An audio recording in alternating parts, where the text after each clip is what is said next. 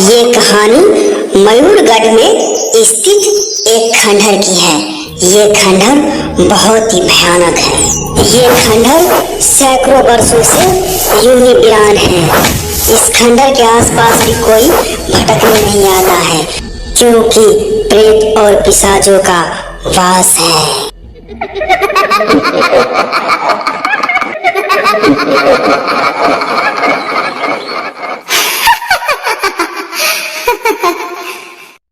एक दिन की बात है, रवि और विवेक शहर से जंगल के रास्ते घर लौट रहा था। तभी उन्हें अचानक से किसी के गाने की आवाज सुनाई दिया।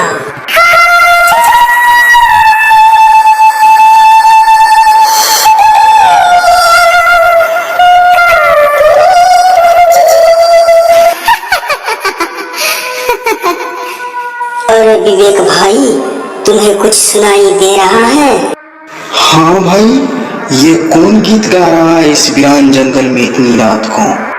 यहाँ तो दूर दूर तक ना कोई बस्ती है, ना ही कोई घर है, ना कोई इंसान दिख रहा है। भाई हमें बहुत डर लग रहा है। अरे भाई डरो मत, मैं हूं ना। हमें लगता है यहाँ पे किसी का घर अवश्य है। चलो देखते हैं कौन गीत गा रहा है इतनी रात को।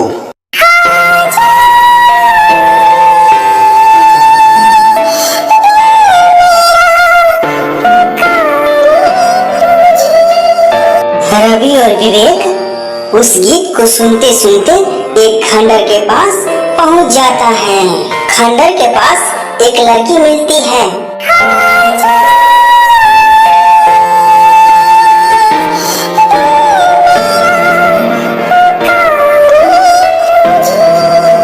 एक्सक्यूज मी, यह गाना आप गा रही थी।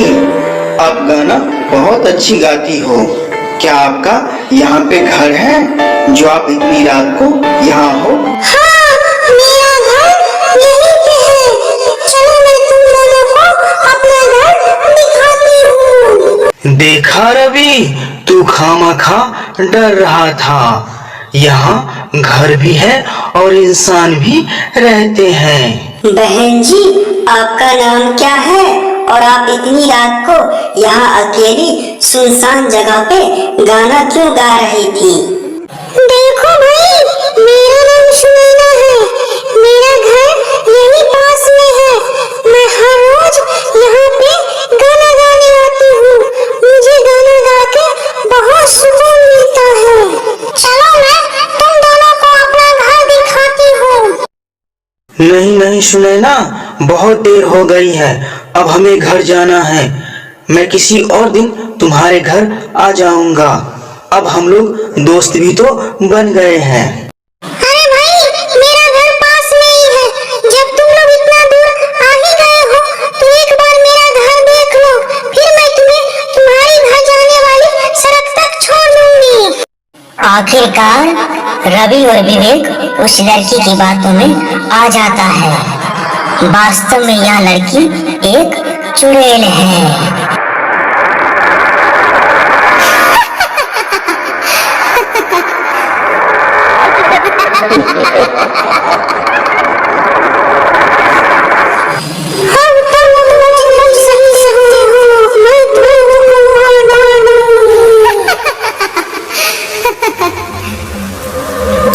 जब तक कि दोनों समझ पाते, चुड़ैल ने उन पर हमला कर दिया। विवेक वहीं पे घायल होकर गिर गया, लेकिन रवि किसी तरह जान बचाकर वहां से भाग निकला। रवि भागते भागते एक अघोरी के पास जा पहुंचा। उसने अघोरी को अपने साथ घटने वाली सारी घटना के बारे में बताया। देखो बेटा, मैं तुम्हारी सारी बात समझ गया हूँ। मैं तुम्हें ये खंजर देता हूँ। ये खंजर कोई साधारण खंजर नहीं है। ये खंजर से तुम उस चुड़ैल को मार सकते हो। बाबा, आपका बहुत बहुत धन्यवाद। अब मैं चलता हूँ। रवि यहाँ से खंजर लेकर वह उसी जगह पे गया जहाँ पर उसका दोस्त बेहोश था। तभी उधर से चुड़ैल आई। मैं सोच रही थी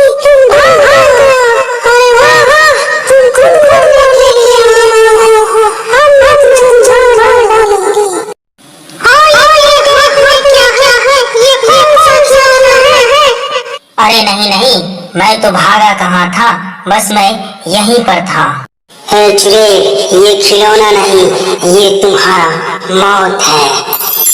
इतना कहकर रवि ने उस पर वार कर दिया और चुड़ैल उसी समय जलकर राख हो गई। उसी समय विवेक को होश आ गया। फिर दोनों वहां से घर के लिए निकल पड़े।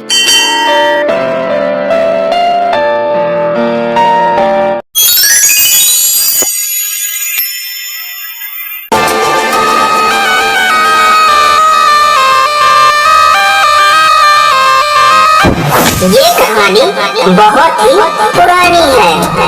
एक जंगल में एक नाग नागिन का जोड़ा रहता था। वे एक दूसरे से बहुत प्रेम करते थे।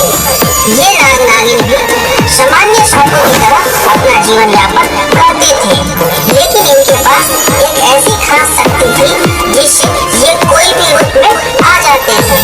जब चाहे जहाँ चाहे वहाँ चले जाते थे।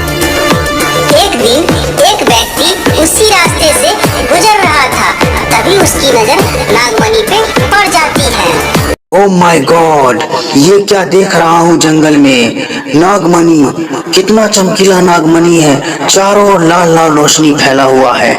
हमें किसी भी हाल में ये नागमणि चाहिए। अरे यहाँ तो सांप भी है, यहाँ बहुत खतरा है। अभी हमें यहाँ से निकलना चाहिए। इससे पहले मैंने कभी ऐसा दृश्य नहीं देखा था। क्या नागमणि है, बहुत ही चमकीला, और वे नाग के जोड़े बहुत ही भयानक। हमें किसी भी हाल में ये नागमणि चाहिए। पहले मैं घर जाता हूँ, घर जाकर रणनीति बनाऊंगा कि ये नागमणि कैसे प्राप्त किया जाए। अगर ये नागमणि हासिल कर लूंगा तो बहुत अमीर बन जाऊंगा, लेकिन कैसे इस नागमणि को हासिल किया जाए? क्या करें? ऐसा करता हूँ, किसी सपेरे से मिलता हूँ और उसी से कुछ उपाय पूछता हूँ।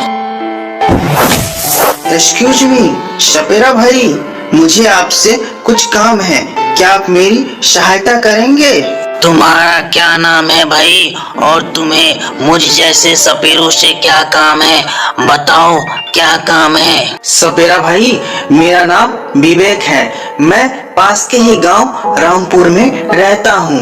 मेरे गांव के पास एक बहुत ही घना जंगल है। जब मैं उस जंगल से गुजर रहा था, तभी मेरी नजर अचानक से एक नागमणि पर पड़ी। क्या बताऊं सपेरा भाई, वो मणि बहुत चमक रहा था। उससे लाल रंग की रोशनी निकल रही थी जो चारों ओर फैला हुआ था। बहुत अद्भुत लग रहा था।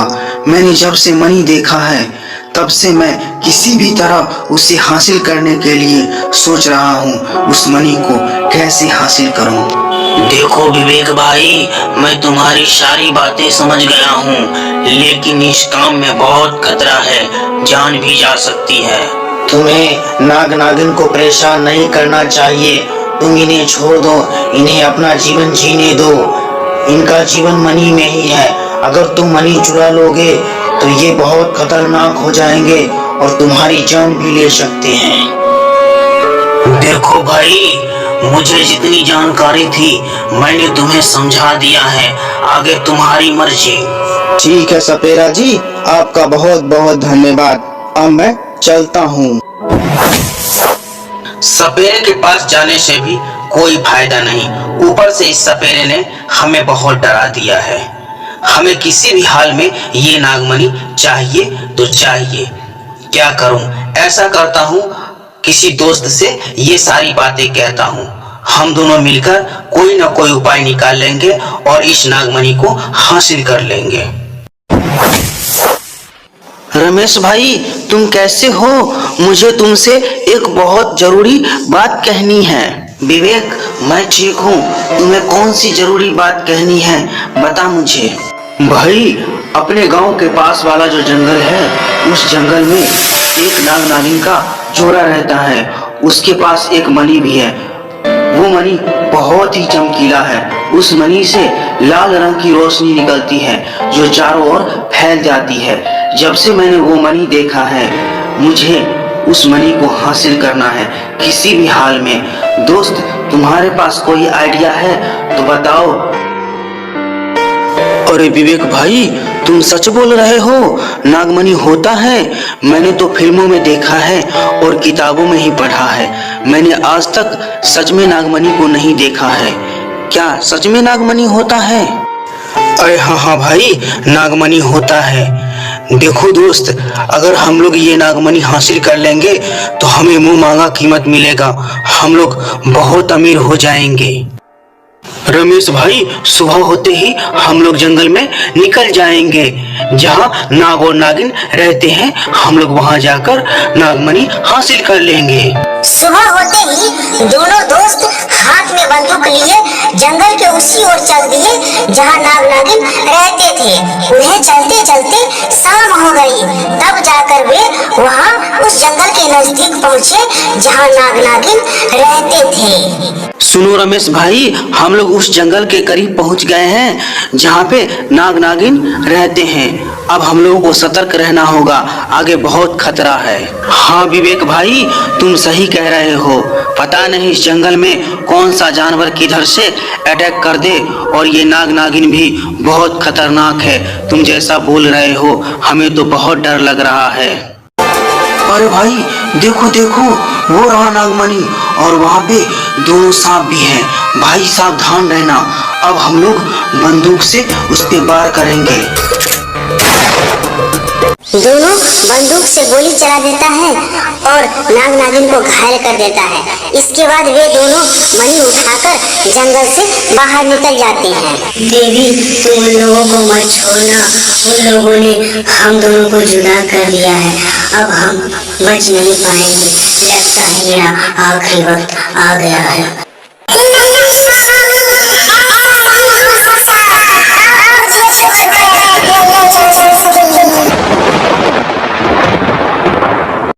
मणि को लेकर दोनों शहर जाते हैं और शहर में अच्छी दाम में मणि को बेच आते हैं। वे दोनों बहुत अमीर हो जाते हैं। उनके पास पैसों की कोई कमी नहीं होती है। इच्छाधारी नागिन के पास एक ऐसी शक्ति थी जिससे वह पता कर ली कि किसने नाग को मारा है और किसने नागमणि चुराया है।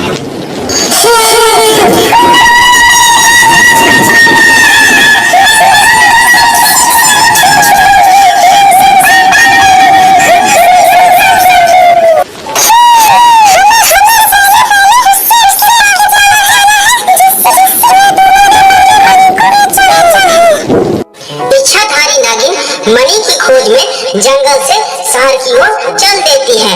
वो चलते चलते उस सेठ की दुकान में आ पहुंचती है जहां नागमणि होता है। इच्छाधारी नागिन को उसका नागमणि मिल जाता है। नागमणि मिलते ही वो एक लड़की का रूप धारण कर लेती है।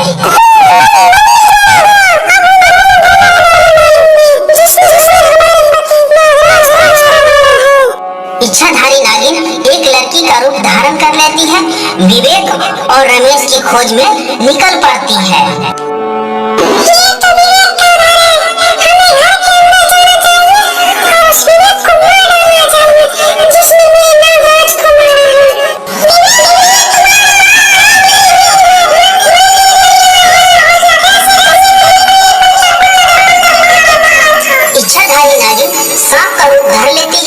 और विवेक को डस लेती है। विवेक उसी वक्त मर जाता है।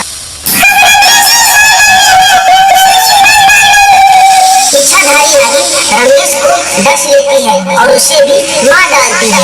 इसके बाद वो उस शहर को छोड़कर हमेशा हमेशा के लिए किसी घने जंगल में चली जाती है।